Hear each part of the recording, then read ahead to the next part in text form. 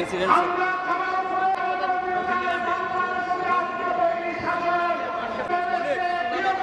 ভাই সেক্রেটারি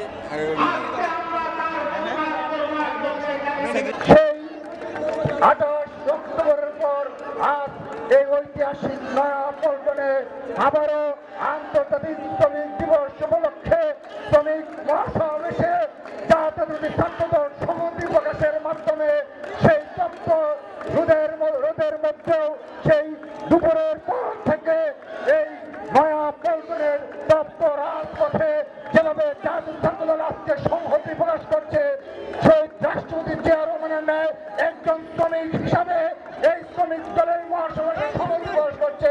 আমরা আশ্বস্ত করতে চাই এই বাংলাদেশে বারবার 28 অক্টোবরের জন্ম দিবে এই বাংলাদেশ জাতীয় ছাত্রদল বুলন্ডিত গণতন্ত্র পুনরুদ্ধার করবই ইনশাআল্লাহ।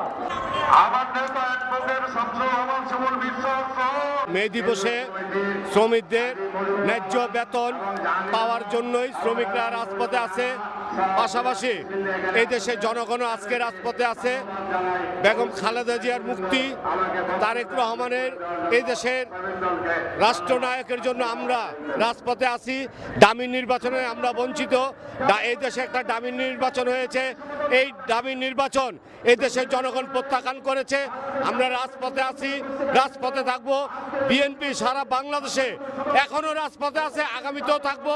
গণতন্ত্র মুক্তি না হওয়া পর্যন্ত আমরা এই দেশের রাজপথে সংগ্রাম আন্দোলন চালিয়ে যাব।